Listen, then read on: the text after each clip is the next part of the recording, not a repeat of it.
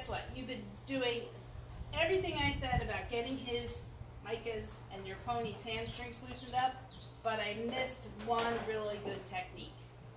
And what we need to do is make sure that the hamstring group, the hamstring muscles, which actually insert here and up into the sacrum, can glide. So we've been going cross fiber here, really trying to loosen everything up, and it still gets tight again, doesn't it? Yes. And when that gets tight, that can affect how the pelvis is and how they stand, and actually how they grow a balanced foot or imbalances their feet. So the missing piece is that we need to release the crease, right? We're going to release the crease. So out here is actually part of the hamstring muscle of the horse. It's the biceps femoris. On this side, we have the semitendinosus and the semimembranosus is what we've been working on. But these need to glide, just like our tendons need to glide, right? Okay. So these need to glide, so what we need to do, even if you see a deep crease, you want to make sure that you get up there and release the crease. And you can do this straight away. 99.9% of the horses love it from the get-go, okay? So you have to kind of imagine, and you can see this here. So one of the big things is you go like this and you can feel where his hamstring's tight. Can you see that with the video, right? We don't see much going on. It's tight. As I do that, you can see a little bit of this crease here, but it's still kind of tight in through there. And we're going to go ahead and get that separated some more. So I'm going to do this and see how he does on these cross ties. He's had a good posture prepping today, but he didn't have this done.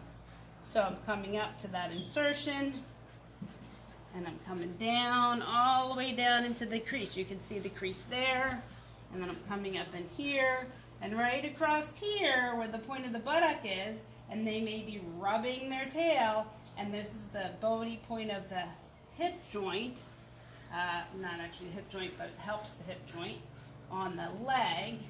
We want to come all up and through there nicely.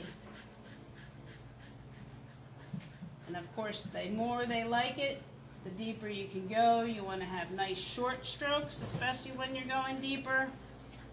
So can you see that, Deb? With the video there, coming in through here. And I'm imagining that I'm getting that nice line going. Safety first. I'm standing back here for the sake of the video, but we want to make sure that everybody's always safe doing this with their horses and in good position. So I can already see where this has loosened up.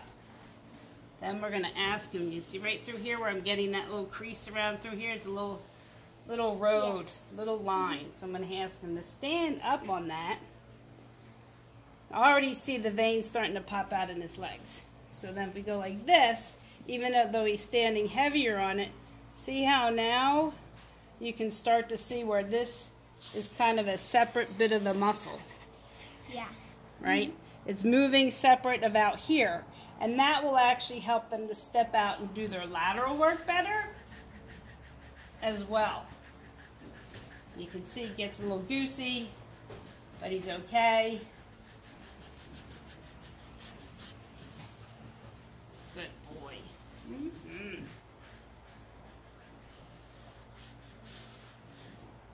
Go ahead and stand on it again, bud. And even as we do that, see how that's starting to be totally separate, right? You see this bigger edge of this muscle. So it's kind of loosened up so we can actually even like grab his cheek this way. We can go ahead and feel that. You want to come and feel that? Sure. Your hand's big enough, right? Very good. Yep, so bring it out. Feel it. You can kind of grab that. And if you come up here, feel where you can run your finger in there and kind of pinch that around, right? And we want to have that all the way up in here that we can feel that line. So why don't you go ahead and try with the posture prep. So you really want to look at this line, right? Right. Follow that up around and you can see it right up and through there. There you go.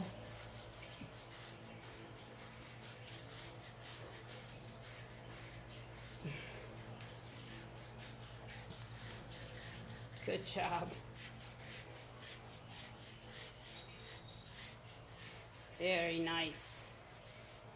And And this all the way down here even looks better. Now you can see where part of this muscle comes through here and part of it comes through here. So now you can come into that little part of the, yep, why don't you go ahead and use your other hand, and we're going to have your, just switch around here. And so you're going to look at this here. See this here? Yeah. Right there you go.